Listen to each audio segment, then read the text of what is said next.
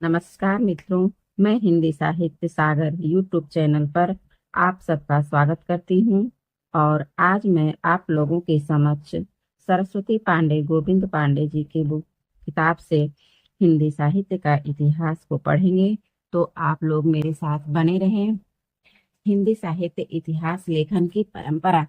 हिंदी साहित्य के इतिहास लेखन का सबसे पहला प्रयास विद्वान फ्रेंच विद्वान गार्सा दत्तासी ने किया। गार्सा दत्तासी ने अपनी पुस्तक की रचना फ्रेंच भाषा में की है।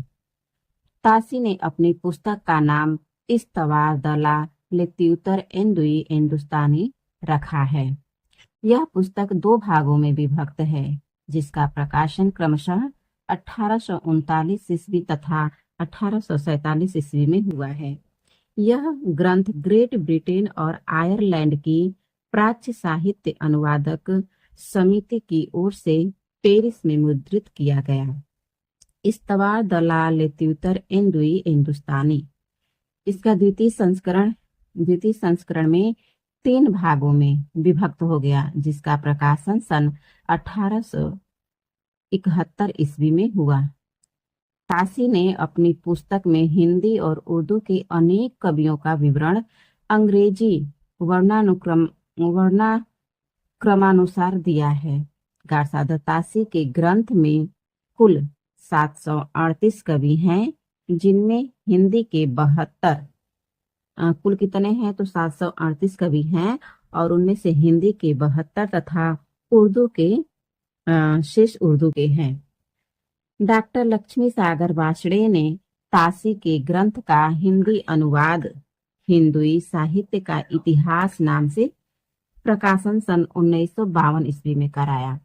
तो गार्सा दत्तासी ग्रंथ का जो है हिंदी अनुवाद सबसे पहले लक्ष्मी सागर वार्ष्णेय ने किया था 1952 ईस्वी में। किस नाम से? तो हिंदुई साहित्य का इतिहास नाम से। तासी की पुस्तक इस्तवार द ला लिट्यूटर एंदुई हिंदुस्तानी में एंदुई के लिए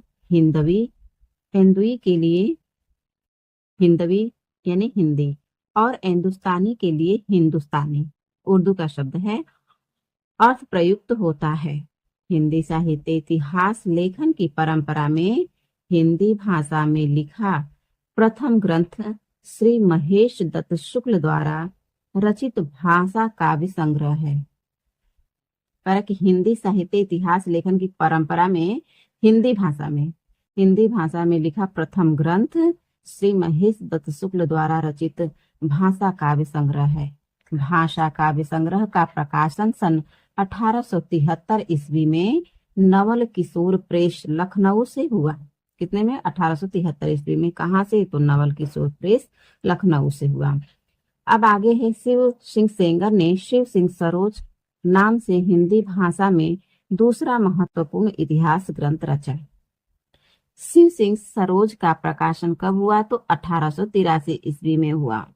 शिव सिंह सरोज में 1 सहस्त्र यानी 838 कवि भाषा कवियों का जीवन चरित्र तथा उनकी कविताओं के उदाहरण दिए गए हैं।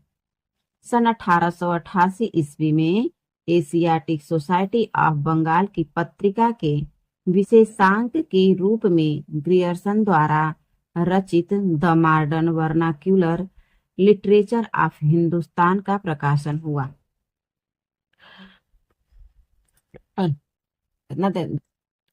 जॉर्ज ग्रियर्सन द्वारा रचित the modern vernacular literature of Hindustan को सच्चे अर्थों में हिंदी साहित्य का पहला इतिहास ग्रंथ माना जाता है। सच्चे अर्थों में हिंदी साहित्य का पहला इतिहास ग्रंथ किसे माना जाता है? तो the modern vernacular literature of Hindustan को। ग्रियर्सन ने अपने ग्रंथ में 952 कवियों को शामिल किया है। ग्रियर्सन ने अपने ग्रंथ में कितने कवियों को शामिल किया है? तो 952। डॉक्टर किशोरी लाल गुप्त ने the modern vernacular literature of Hindustan का हिंदी साहित्य का प्रथम इतिहास शीर्षक से हिंदी अनुवाद किया, जिसका प्रकाशन सन 1957 ईस्वी में हुआ। ग्रियर्सन ने कवियों और लेखकों का काल क्रमानुसार वर्गीकरण तथा उनकी प्रवृत्तियों को स्पष्ट किया। विभिन्न युगों की काव्य प्रवृत्तियों की व्याख्या करते हुए उनसे संबंधित सांस्कृतिक परिस्थितियों व प्रेरणा स्रोतों का उद्घाटन किया। प्रस्तुत ग्रंथ को विभिन्न काल खंडों में विभक्त किया गया तथा प्रत्येक अध्याय काल विशेष का सूचक है। जॉर्ज ग्रियर्सन ने प्रथम बार हिंदी साहित्य का भाषा की दृष्टि से क्षेत्र निर्धारण करते हुए संस्कृत, प्राकृत एवं अरबी फारसी मिश्रित उर्दू को उससे पृथक किया यानी अलग किया। हिंदी साहित्य के विकास क्रम का निर्धारण चारण काव्य, धार्मिक काव्य, प्रेम काव्य, दरबारी काव्य के रूप में किया गया है। 16वीं 17वीं शताब्दी के युग यानी भक्ति काल को हिंदी काव्य का स्वर्ण युग मानना ग्रियर्सन की महत्वपूर्ण उपलब्धि है। मिश्र बंधुओं ने मिश्र बंधु विनोद नामक इतिहास ग्रंथ की रचना की। मिश्र बंधुओं में गणेश बिहारी, श्याम बिहारी तथा शुकदेव बिहारी मिश्र हैं। मिश्र बंधु विनोद 4 भागों में विभक्त है, जिसके प्रथम 3 भाग का प्रकाशन सन 1913 ईस्वी में तथा चतुर्थ भाग का प्रकाशन जो है 1934 ईस्वी में हुआ। मिश्र बंधु विनोद में 4591 कवियों का जीवन वृत्त वर्णित है। इसमें अनेक अज्ञात कवियों को प्रकाश में लाने के साथ ही उनके साहित्यिक महत्व को स्पष्ट करने का प्रयास किया गया है। मिश्र बंधु विनोद में कवियों का सापेक्षिक महत्व निर्धारित करने के लिए उनकी 4 श्रेणियां बनाई गई हैं। कितनी? तो 4 श्रेणियां बनाई गई हैं। हिंदी साहित्य इतिहास लेखन की परंपरा में आचार्य रामचंद्र शुक्ल द्वारा रचित हिंदी साहित्य का इतिहास का स्थान सर्वोच्च है। आचार्य रामचंद्र शुक्ल मूलतः नागरी प्रचारणी सभा द्वारा प्रकाशित हिंदी शब्द सागर की भूमिका के रूप में हिंदी साहित्य का विकास के नाम से सन 1829 ईस्वी में प्रकाशित हुआ। हिंदी साहित्य का इतिहास में 1000 कवियों और लेखकों को शामिल किया गया है। हिंदी साहित्य इतिहास लेखन की परंपरा। आचार्य रामचंद्र शुक्ल ने शिव सिंह सेंगर, जॉर्ज ग्रियर्सन तथा मिश्र बंधुओं के इतिहास को कवि वृत्त संग्रह संज्ञा से अभिहित किया है। किसके किसके इतिहास ग्रंथ को? तो शिव सिंह सेंगर, जॉर्ज ग्रियर्सन और मिश्र बंधुओं के इतिहास को क्या बोले हैं? तो कवि वृत्त संग्रह की संज्ञा दिए हैं। आचार्य रामचंद्र शुक्ल ने लिखा है, जबकि प्रत्येक देश का साहित्य वहाँ की जनता की चित्तवृत्ति का संचित प्रतिबिंब होता है, तब यह निश्चय है कि जनता की चित्तवृत्ति के परिवर्तन के साथ साथ साहित्य के स्वरूप में भी परिवर्तन होता चला जाता है। आदि से अंत तक इन्हीं चित्तवृत्तियों की परंपरा को परखते हुए साहित्य परंपरा के साथ उनका सामंजस्य दिखाना ही साहित्य का इतिहास कहलाता है। जनता की चित्तवृत्ति बहुत कुछ राजनीतिक, सामाजिक, सांप्रदायिक तथा धार्मिक परिस्थिति के अनुसार होती है। सर्वप्रथम आचार्य शुक्ल ने साहित्य इतिहास को आलोचना से पृथक किया तथा अपने विकासवादी एवं वैज्ञानिक दृष्टिकोण का परिचय दिया। आचार्य शुक्ल ने साहित्य इतिहास के प्रति एक निश्चित व सुस्पष्ट दृष्टिकोण का परिचय देते हुए युगीन परिस्थितियों के संदर्भ में विकास क्रम की व्याख्या करने का प्रयास किया। आचार्य शुक्ल ने काल विभाजन के अंतर्गत हिंदी साहित्य के 900 वर्षों के इतिहास को 4 सुस्पष्ट कालखंडों में विभक्त किया है। यहाँ से प्रश्न बनता है कि कितने वर्षों के इतिहास को लिखे हैं शुक्ल जी ने? तो 900 वर्षों के इतिहास को कितने कालखंडों में विभक्त किया है? तो 4 कालखंडों में विभक्त किया है। आगे है कि शुक्ल जी ने भक्ति काल को 4 भागों या शाखाओं में बांटकर उसे सर्वप्रथम शुद्ध दार्शनिक एवं धार्मिक आधार पर प्रतिष्ठित किया। यहाँ पे 4 दिया है, लेकिन ये 6 है, शुक्ल जी के अनुसार 6 है। भक्ति काल, निर्गुण धारा और सगुण धारा।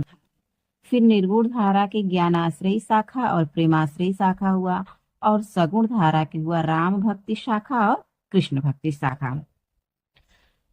रामचंद्र शुक्ल ने अपने इतिहास में पहली बार कवियों और साहित्यकारों के जीवन चरित्र संबंधी इतिवृत्ति के स्थान पर उनकी रचनाओं के साहित्यिक मूल्यांकन को प्रमुखता दी। एडविन ग्रिप्स महोदय ने सन 1917 ईस्वी में अंग्रेजी भाषा में ए स्केच ऑफ हिंदी लिटरेचर नाम से हिंदी साहित्य का एक संक्षिप्त इतिहास ग्रंथ लिखा। तो ग्रिप्स महोदय ने 1917 ईस्वी में अंग्रेजी भाषा में ए स्केच ऑफ हिंदी लिटरेचर नाम से हिंदी साहित्य लिखा। इन्होंने हिंदी साहित्य के इतिहास के 5 विभाग किए हैं। कितने विभाग किए हैं? तो 5। आगे है कि सन 1920 ईस्वी में एफ.ई.के ने अंग्रेजी भाषा में ए हिस्ट्री ऑफ हिंदी लिटरेचर नाम से एक इतिहास ग्रंथ लिखा है। एफ.ई.के महोदय ने किस नाम से लिखा है? तो ए हिस्ट्री ऑफ हिंदी लिटरेचर के नाम से अंग्रेजी भाषा में ग्रंथ लिखा है। आगे है तज़किरा ईश्वराई हिंदी 1848 ईस्वी नामक इतिहास ग्रंथ मौलवी करीमुद्दीन द्वारा लिखा गया। इसमें कुल कवियों की संख्या 1004 है। तो तज़किरा ईश्वराई हिंदी कब लिखा गया? तो 1848 में। किसने लिखा है? तो मौलवी करीमुद्दीन द्वारा लिखा गया है। और इसमें कुल कवियों की संख्या कितनी है? तो 1004 है, जिसमें हिंदी के 62 कवि हैं। इस ग्रंथ में प्रथम बार कालक्रम का ध्यान रखा गया है। यहाँ गोविंद पांडे जी की बुक में 62 कवि दिया है, और शुक्ल जी की बुक में 60 मिलते हैं, और अन्य जगह भी। आचार्य हजारी प्रसाद द्विवेदी जी ने 3 इतिहास ग्रंथों की रचना क्रमशः हिंदी साहित्य की भूमिका, हिंदी साहित्य उद्भव और विकास 1952, हिंदी साहित्य की भूमिका 1940, हिंदी साहित्य उद्भव और विकास 1952, और हिंदी साहित्य का आदिकाल 1952 नाम से की। कहीं कहीं इसका डेट 53 भी मिलता है। आचार्य द्विवेदी जी ने अपने इतिहास में परंपरा की निरंतरता का अनुशीलन करते हुए एक व्यापक इतिहास दर्शन की भूमिका तैयार की। आगे हैं डॉक्टर रामकुमार वर्मा। तो डॉक्टर रामकुमार वर्मा ने हिंदी साहित्य का आलोचनात्मक इतिहास नामक पुस्तक लिखी है। यहाँ पे हिंदी साहित्य का आलोचनात्मक इतिहास का डेट नहीं दिया है, तो मैंने इसको लिख लिया है 1938, और यह एक अधूरा ग्रंथ है। हिंदी साहित्य का आलोचनात्मक इतिहास का प्रकाशन सन 1938 ईस्वी में, अच्छा दिया भी तो है, कहे कि हिंदी साहित्य का आलोचनात्मक इतिहास का प्रकाशन 1938 ईस्वी में हुआ है। डॉक्टर वर्मा ने अपने इतिहास ग्रंथ में 693 ईस्वी से 1693 ईस्वी तक की कालावधि अर्थात संधि काल से लेकर भक्ति काल तक की अवधि को ही लिया है। कहाँ कब से कब तक है? तो 693 से 1693 की, याद करने में भी सही रहेगा। 693, 6 के आगे 1 लगा देंगे तो 1693 हो जाएगा। आगे है कि डॉक्टर वर्मा ने संपूर्ण ग्रंथ को 7 प्रकरण में विभक्त किया है। कितने प्रकरण में? तो 7 प्रकरण में। डॉक्टर वर्मा ने स्वयंभू को, जो कि अपभ्रंश के सबसे पहले कवि हैं, हिंदी का पहला कवि मानते हुए हिंदी साहित्य का आरंभ 693 ईस्वी से स्वीकार किया है। 693 ईस्वी से आरंभ मानते हैं, और कितने तक मानते हैं? तो 1693 तक। नागरी प्रचारणी सभा से हिंदी साहित्य का बृहद इतिहास का प्रकाशन 16 खंडों में हो चुका है, जिसको हम लोग कल देखेंगे अगले वीडियो में। तो आज के वीडियो में इतना ही। अब आगे का हम वीडियो अगले वीडियो में पढ़ेंगे, और आप चैनल पर ऐसे ही बने रहें। तब तक के लिए आप सभी का बहुत बहुत धन्यवाद।